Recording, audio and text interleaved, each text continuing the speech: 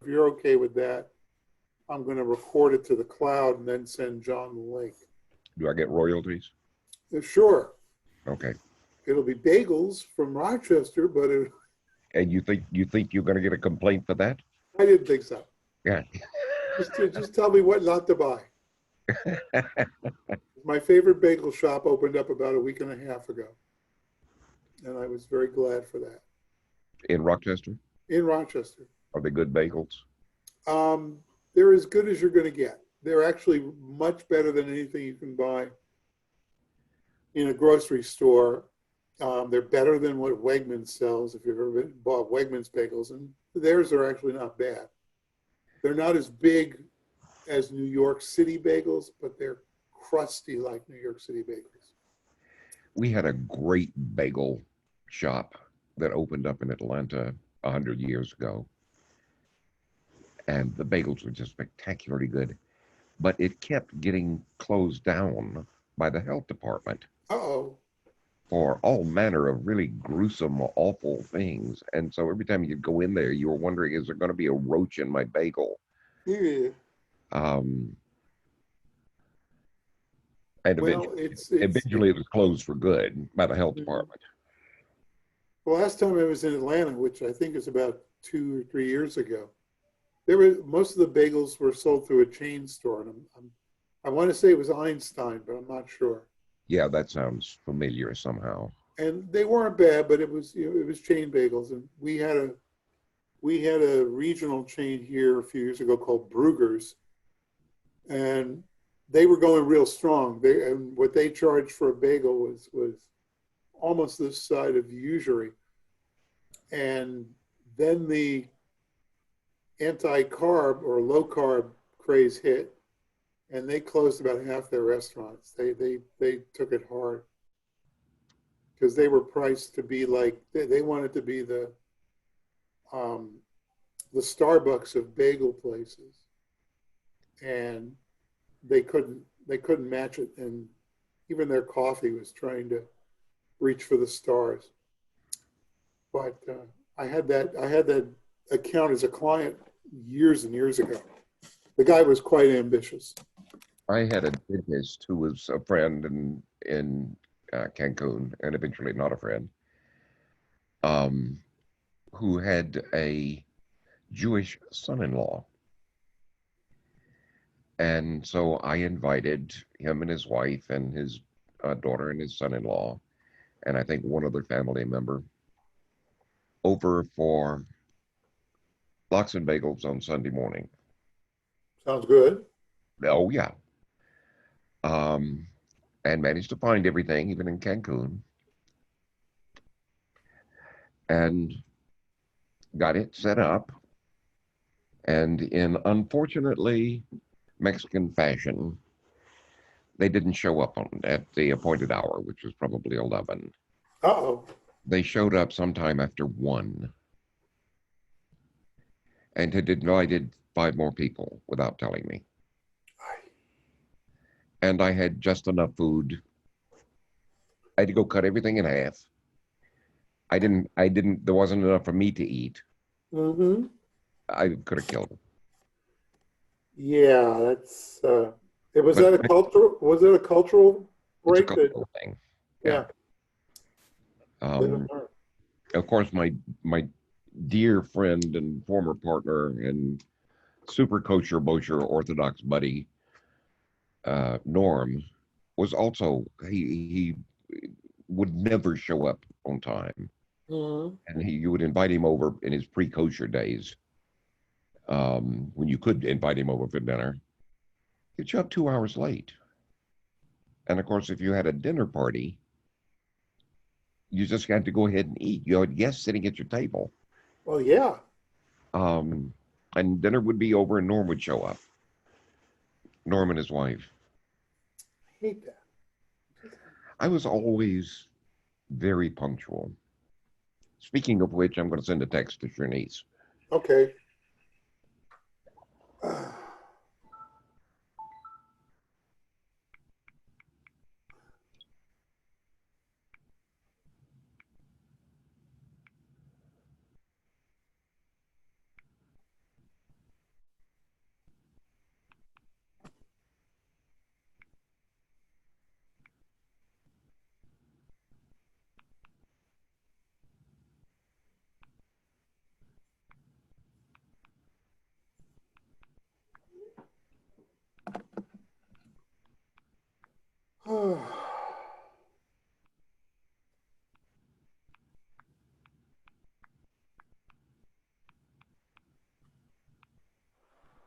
Text sent.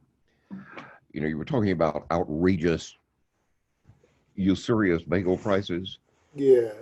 You doubtlessly go to Cats every now and then In Rochester? in New York.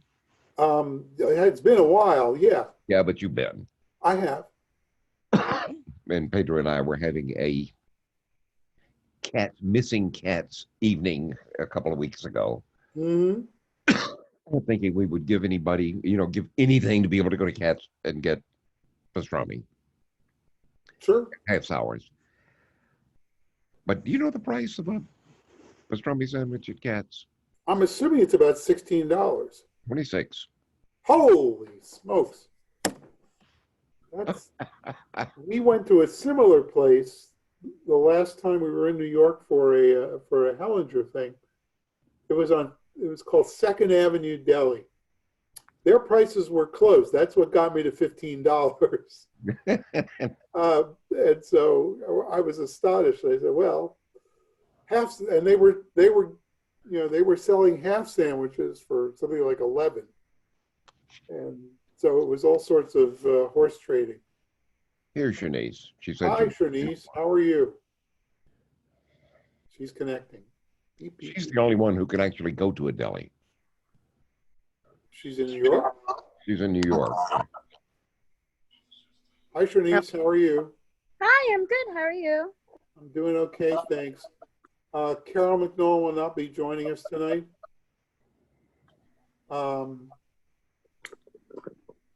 Have you been updated?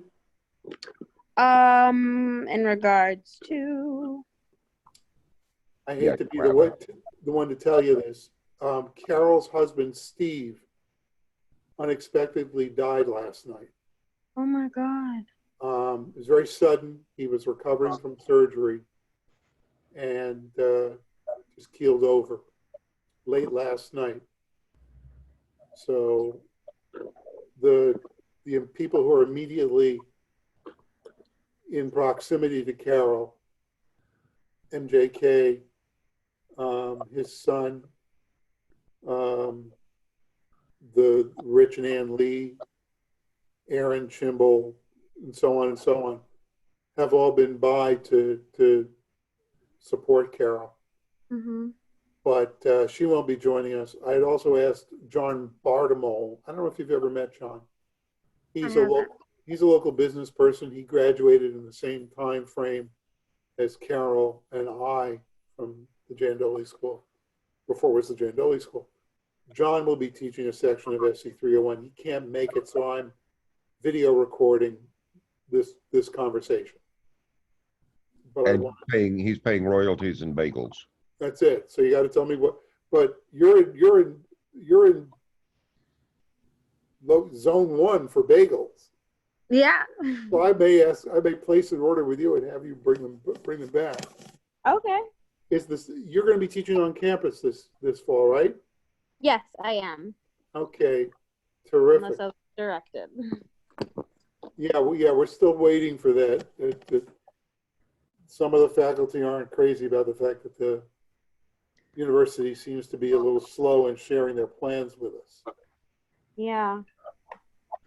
But go ahead, Mike. Well, I should confess to you that I sent you the wrong syllabus. Oh, okay. I sent you the syllabus from the very first time the course was taught. Oh, Okay.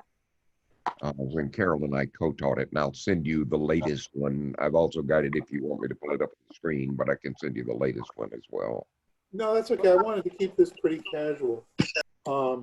And I wanted to share with you and have you share with me what's worked when you've taught the course. I have taught it in a very compressed 5-week summer session online. So some of the things that you can do in a 14-week course, you can't do in 5 weeks. And I was talking a little bit with Bruce Hyland, who I roped into teaching the course as an adjunct a few years ago. He's no longer going to be doing it. And he had some things in there that I'm going, is this something that is useful, but I want to hear, MJK, stuff that you think has worked well when you've taught 301. And I'll Well, share with you some stuff that I've done in the 5-week version. And then Chernice, you got to help us brainstorm. Okay. My concept of the course, of the class, is different from several of the people who have taught it. I make the assumption that these people cannot write English and don't know how and have never been taught to write English. So I approach it from, I'm going to teach you the basics of English writing by teaching you business writing or writing for business in a framework of business writing. But if you did look at the syllabus, you will see the first lecture is on what is grammar and why do we need it? What does it do? The second lecture is what is a sentence? And you smile, but I'm serious. That's the way I structure the course. And you see that I sent you all lectures on commas and lectures on parentheses I versus saw that. dashes and hyphens. I have yet to have a student in 301 who knew that stuff when they came in. I have yet to have a single one. And I ask, is this stuff that you all know already? Is this basic? And they say, no, please teach us this. And the reaction seems to be very grateful for some. They're not getting it in high school. English grammar is not taught in high school anymore. I suppose they're supposed to get it by osmosis.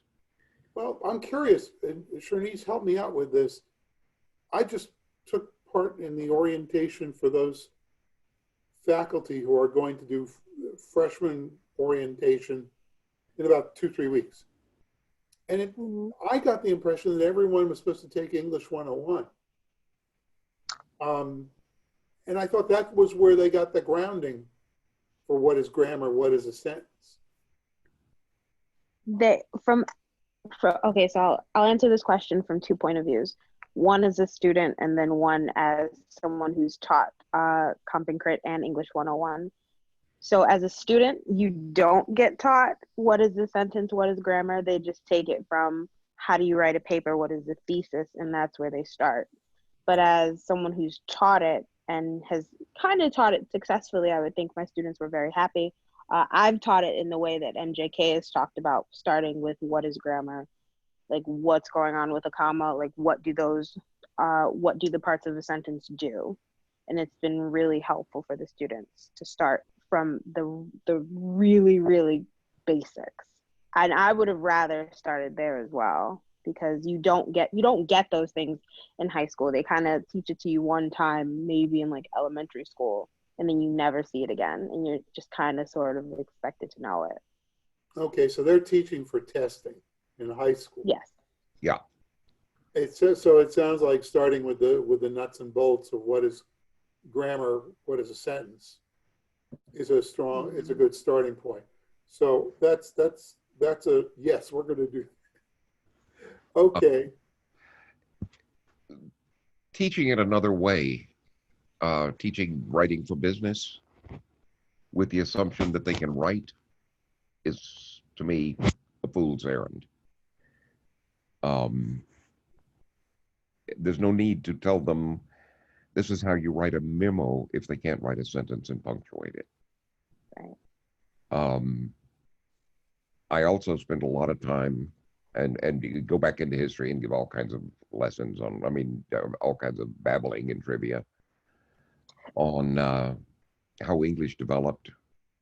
And sure, did you ever hear my 2,000 Years of English in 2 hours lecture? I've never heard the lecture, but I've heard the story about the lecture. Okay. I cut that down to about 30 minutes. But for example, I keep emphasizing simplicity and conciseness over and over and over and over again. You saw in there, in the stuff I sent you, if you looked at it, you saw Churchill's "We shall fight them on the beaches" speech. Mm-hmm. that goes with a lecture. I use it for two things. One, I use it as an illustrator. I give a long talk about German-based words versus Latin-based words, and how the strength of the language is in German-based words, and use them. And I give them the Churchill speech. Actually, I play the video from the movie because Gary Oldman nailed that. And then point out to them that in that entire speech there are, I think, 16 Latin-based words. The rest of it is German-based.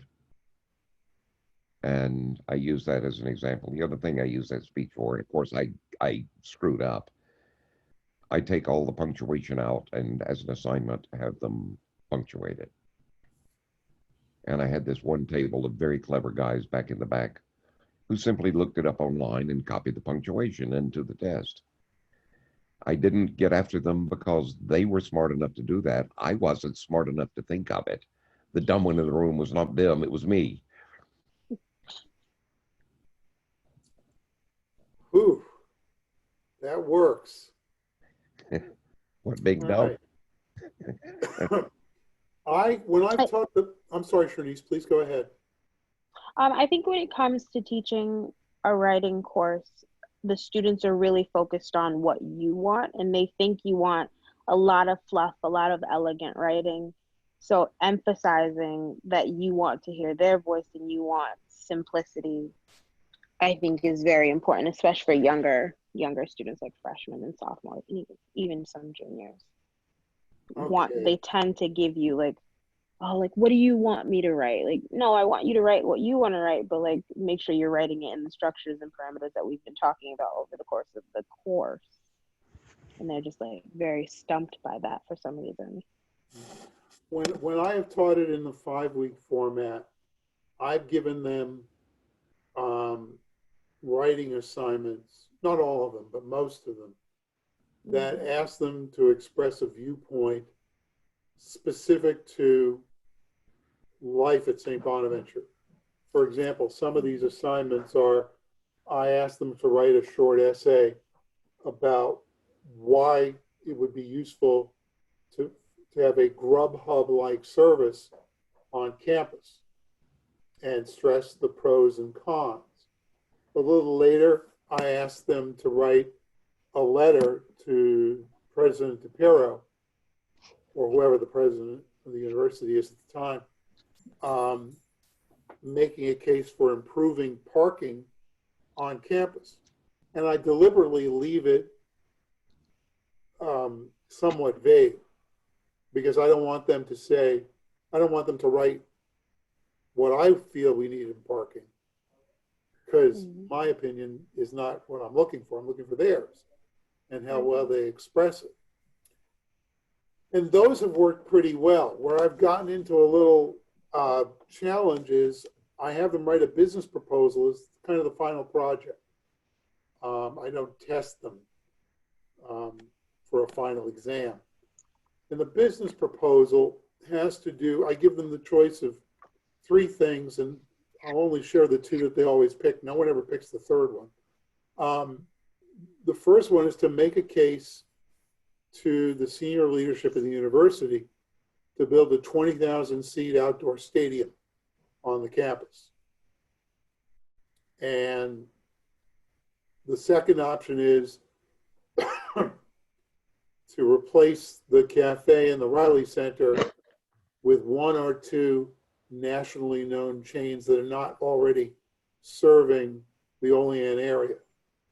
And typically the winners in that. Please stop them. Nope, sorry. I'm sorry. Typically the winners are Chick-fil-A or Chipotle. Like I say, the third choice no one ever chooses, so I'm going to do away with that altogether. And some of them approach it really well, and some of them approach it because they're playing sports and they think a 20,000 seat stadium would be cool. And I have them do an outline. We review the outline together online. They write the proposal, and then they present it working from the executive summary that I have that they write in the proposal. And the first two work pretty well. The Grubhub essay and the parking letter. The proposals, sometimes they go all over the map. And I'm thinking that's a tougher thing to do in that really compressed 5-week format. I think that will actually work better in the longer 14 weeks of a typical Bonaventure class, even though now it's not going to be a real 14 weeks. It's going to be, what, 12 if they ditch the classes after Thanksgiving. So do you guys have a different spin on those types of assignments? My assignments are totally different. Okay. Mine as well. My assignments, with one exception, are all writing for business. The kind of writing you actually do in business. Memos, emails, business letters, tweets, a pitch, an elevator pitch, and an advocacy pitch, which is the final exam. There is one exception, haiku, and I'll explain to you if you want why I assign haiku. But all of mine are nuts and bolts business writing that they will actually have to do in business. Since I've never taught business writing and I have a lot more freedom, I usually take a survey the first day of class and talk about what the students want to write about. And it varies from, I think last semester we did a lot of debating about conspiracy theories, and then they wrote their own conspiracy theories in their papers. What else did we do? We wrote about movies, we wrote about video games, and we wrote critiques about those things, and sort of kind of like pop culture based fun sort of things. Cool. By the way, one thing I do recommend strongly to both of you is the first day of class, in class, at the end of class, I assign to them, write an email to Aramark asking that a cappuccino machine be installed in the Hickey. The reason is I then get a read on each student's level of writing, how good they are, how much they know. It doesn't count. It's not graded. It's only for me. And I make a note on my Excel spreadsheet. I make a note on where they rank in terms of the abilities they walked into the room with. I like that. I like that too. That's going to work. Have either of you used any kind of a video assignment in this class? Yes, definitely. Tell me what. So I've never taught this class. Okay. But I have in my writing 1 and 2 classes, and popular lit and public speaking. All of them. I had 2 video assignments in my class. Okay, Chernice, would you tell me about yours, and then MJK, I'd like to hear yours too. Sure. We just did my final project for my popular literature class. We just watched the Avatar: The Last Airbender series. And so the students, some chose to make a commentary video, so they're like opinions of what's going on. So some of them chose to do that. Some of them made one redid the opening of the show, because there's a voiceover opening. So one of them chose to do that, and they configured all of the images themselves. It was really impressive. So a couple of things like that. What else? A few students recorded their speeches. They changed their backgrounds. They did like costume sort of things for the end of for the right as coronavirus hit. We did everything online and we did all video. So things like that. Does that make sense? No, that's terrific. But it was Yeah, it was really based fun. on it was based on creative cultural things. Is that correct? Yeah. Okay, I like that. So it doesn't MJK, tell me feel about like your video work, assignments, but they please. do more work. I give them 2 assignments. The first video assignment is a 3-minute elevator pitch on why someone should hire you. And the assignment is to write it and then record it and play it. And then the final assignment is the final exam. And as you may or may not have noticed, I set the whole course up around a case. I sent you the case. The case is a company that's buying 100 electric cars, converting to electric cars for executives. And the final assignment is to pick which of 4 cars on the market. I tell them which ones they support, give a background on all of the cars, decide which one they think they will advocate for the final decision on which one the company will buy, make a compelling case, give their reasons, back it up with research, and present it to the executives of the company. And the presentation is on video? Well, it certainly was this time. Well, obviously that you didn't And have it's an going to be next time because we have that little nubbin of 3 days after Thanksgiving. Yeah, that's true. All right, well. Previously, they have been live. By the way, let me ask you if you two know the origins of this course, why it exists. Yeah, and I do not. I'm as guilty as anybody. When I was briefly the interim dean, the business school dean, Matricia James, came to us and asked if we had a course that they could offer and make required for all business majors that stress the fundamentals of business writing and workplace, I'll say etiquette, but it's really behavior. It's really etiquette. Huh? No, it's really etiquette. Okay, workplace etiquette. And so Rich had a early syllabus for this, Rich Lee, and he and I reworked it into this course. And we didn't know how we were going to deal with the etiquette stuff beyond what we knew. And then Aaron Chimble walked in the door and said, Beth Ann could talk about etiquette. And Beth Ann is obviously really good at that. Actually, he didn't. He didn't. No. Beth Ann and Aaron were at my house, and she and I got to talking about etiquette at Oxford. And it turned out she really knew her stuff. And I said, hey, would you mind lecturing my 301 class? All right. So That's anyway, what happened.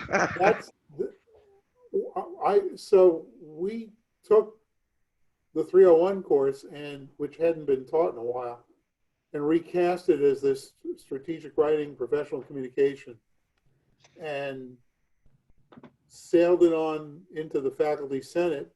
They approved it, and we started teaching it, I guess, about 2 years ago, and MJK and Carol co-taught it, and I brought in Bruce Hyland to teach it. Originally, Dean James from the business school promised us hundreds of students. In the first year, there were half as many as she promised. And so it's been steadily ramping up since then. And I think she came to us because this had apparently been pursued with the English department. And the English department I can't remember who was the chair at the time, basically had expressed no real interest in teaching this kind of a course.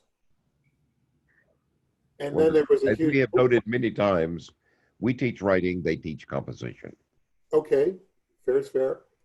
But then when I floated when I presented the proposed syllabus and course to the faculty senate, the English department got their boxers in a knot.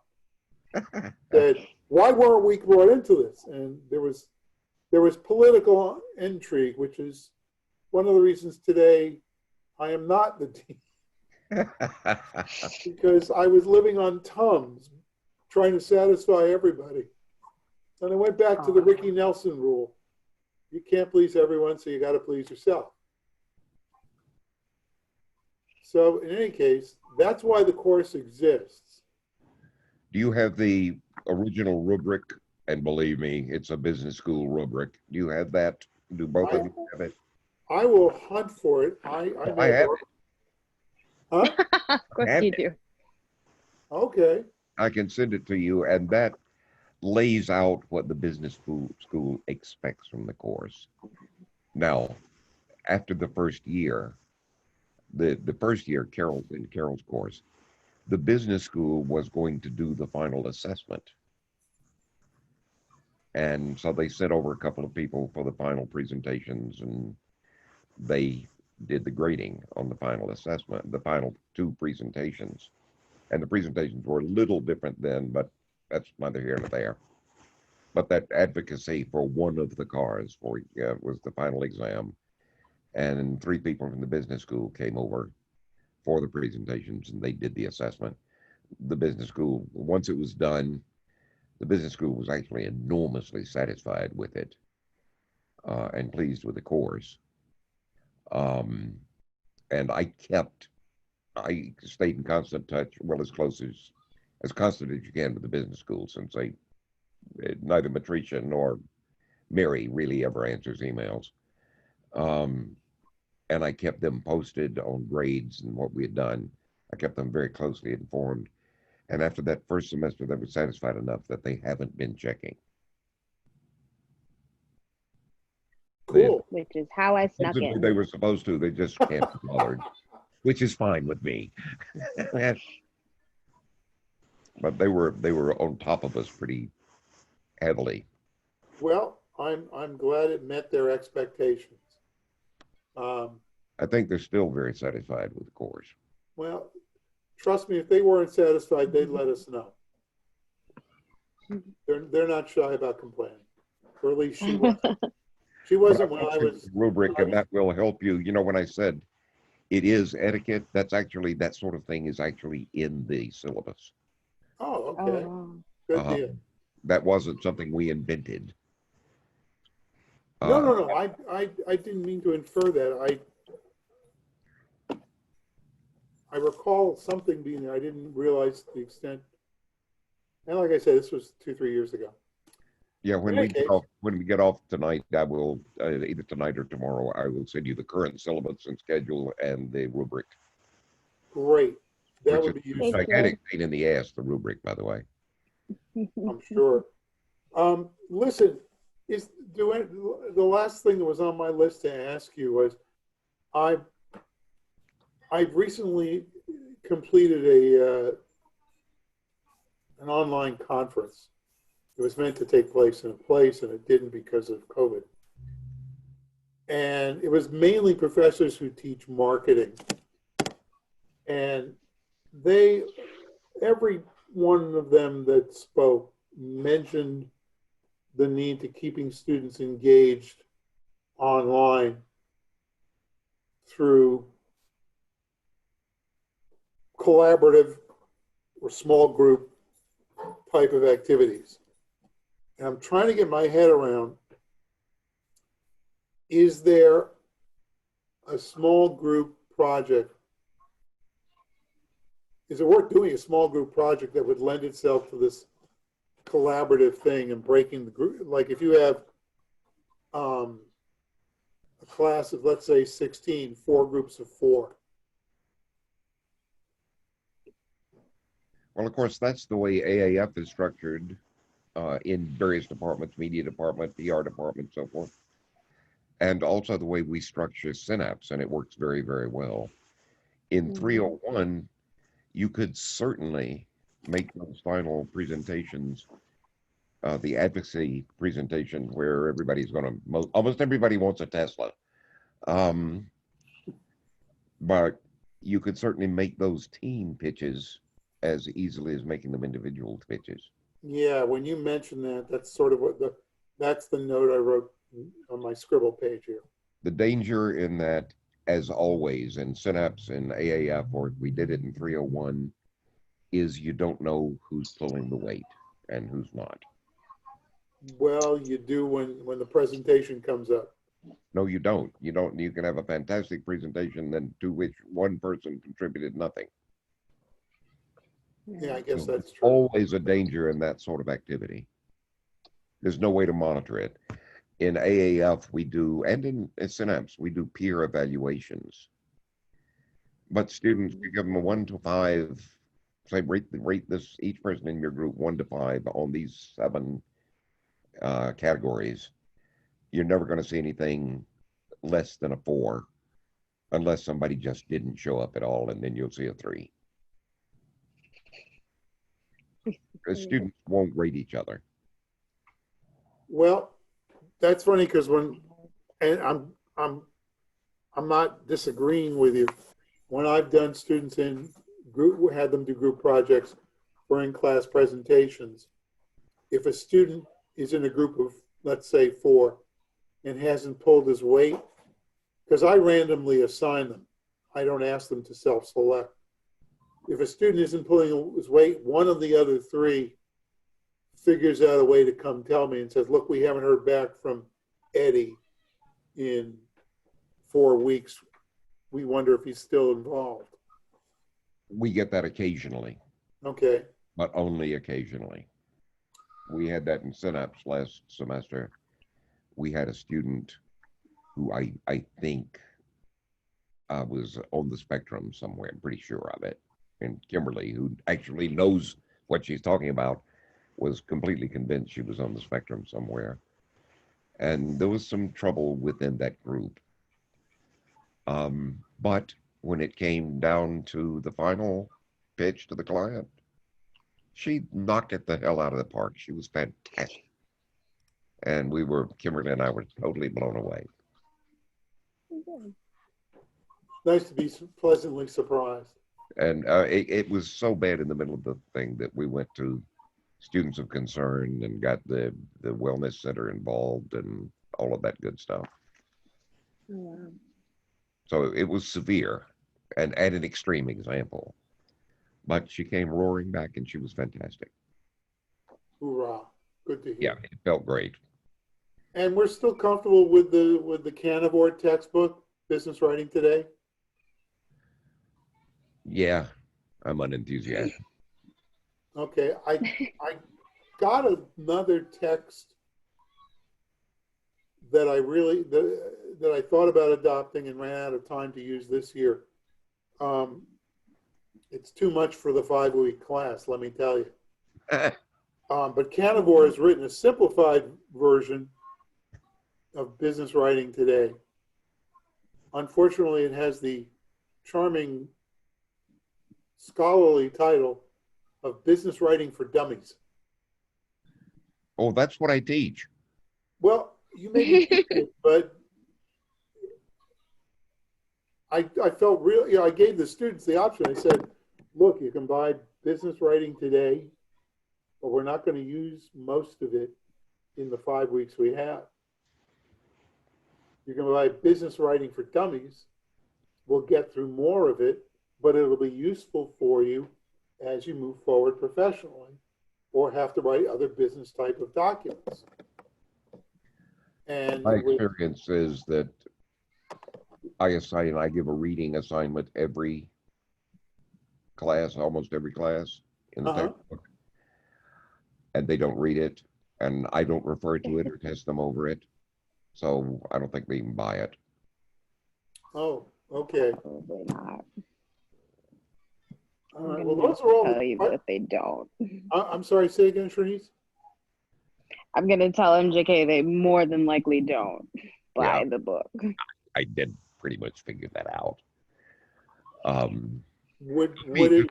add Would it? one last thing, guys, Yeah. and this is going to be lecturing, so pardon the condescension, and I don't mean it as lecturing. I had a brief back and forth with Mary Gann a couple of weeks ago when the fact staff was all aflame with testing and all of that sort of stuff. You remember it, Dave? Yes. I don't know whether you saw it, Chernice, but Mary had posted something, and then I just communicated with him um, about all the chatter was, what if they cheat? How do we stop them from cheating? And Barry had said, do you think maybe that's the right way to approach this? And my attitude is always, there's going to be 2, maybe 3% of students who will cheat. And my job is to teach to the other 97. And I use the example of getting the wind knocked out of my sails in New Zealand after I immigrated to New Zealand. New Zealand has a universal welfare system. It's called the dole there. And if you're unemployed for any reason, resignation, whatever, the government steps in and you don't starve. You get supported by the government. Not on a posh level by any means, but on something more than eking out a bare minimum survival. And being an American, of course, I immediately thought, what about welfare cheats? Because that's the way we think about it here. We think about welfare cheats. And I finally asked a good friend of mine, we were talking about the dole, and I said, yeah, but what about cheats?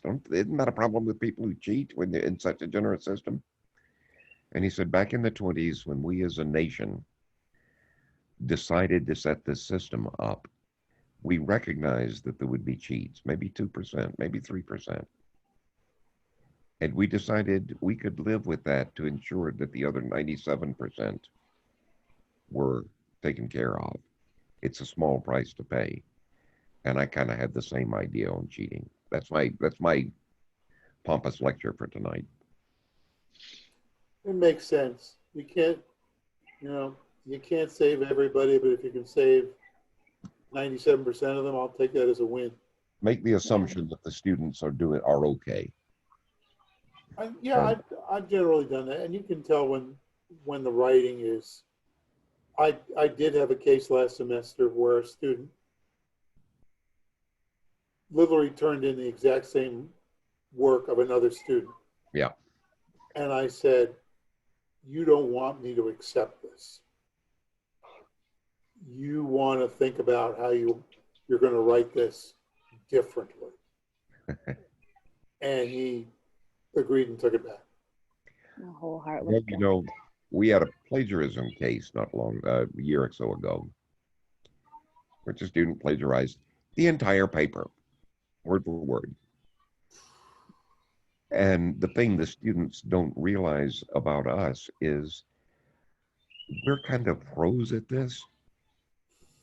And when a student is writing in somebody else's voice, we can see it. It's plain as day. Oh, yeah. Or even if you see a sentence that you know is so far away from the way this student speaks and writes, you flag it and you look it up and you check it. It always amuses me how they kind of underrate us in that. Students always underrate us in that particular skill. They don't know how good we are. I'll find out. I like it. Chernice, did you have any questions? I have. I'm sorry. I have a sort of personal question. My roommate just tested positive for coronavirus, so I'm not at home, and I won't be home for a while. So MJK, what do I do? You need to get tested. Which Mhm. I your haven't roommate been in there. Buffalo? Yeah, my roommate in Buffalo, and I haven't been there in the last month. Well, the first thing you do is stay the hell away from your roommate. Yeah. Um, Um, how long have you quarantined away from your roommate? I've been away from her for a month, but she just tested positive yesterday or the day before. Yeah. you're probably safe, but go get a test. Yeah, Yeah, probably. I would get a test, Hmm. and if you test positive but have no symptoms, you really want to let Dean Schimble know. Hmm. Okay. But if you haven't been there in a month, did you say? Yeah. Yeah. Odds are you're fine. Yeah, Yeah, yeah. I'm probably fine, but we're just we talked about it and we were like, I might as well just go get tested anyways. Are you in New York or in New Jersey? I'm actually in the Pennsylvania right now. I'm in the Poconos. That's a pretty area. What are you doing there? We took a vacation for my niece's birthday. Cool. Yeah. MJK's like, every time I call you, you're somewhere else. And I'm just like, yeah, my bad. Let me see if I can explain. Let's start with the basic. First lecture. What is a lockdown? What is a lockdown? Oh no. It's when you stay in one place. You know I can't. Yeah, that's why the country is aflame. Well, I've Yeah. been in two places the past month, Olean and Rochester.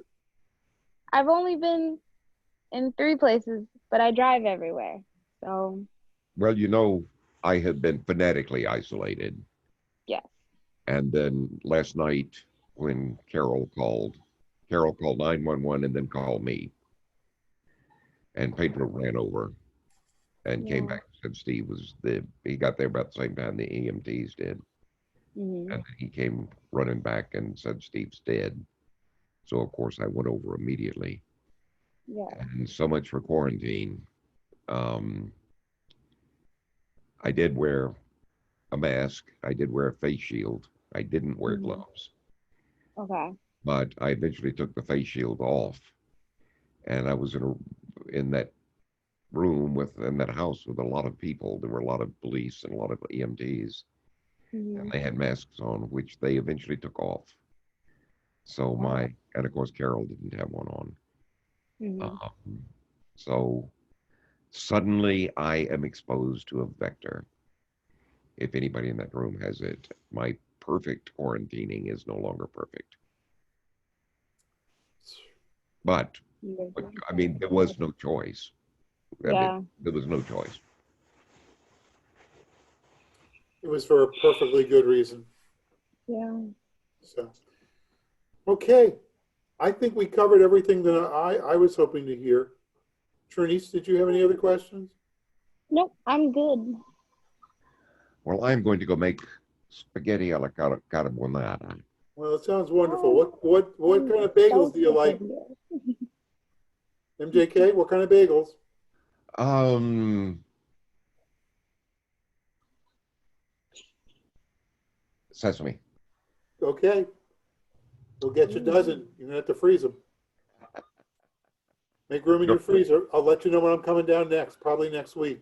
You don't have to do that, but a half dozen would be nice. I could do that. I could do that. Okay, Chernice, let us know where you are and how you are. And if I have any other updates to share, I will share them. And I think we're at least close to being on the same page. Chernice, Great. Yeah. my dear, you know where in the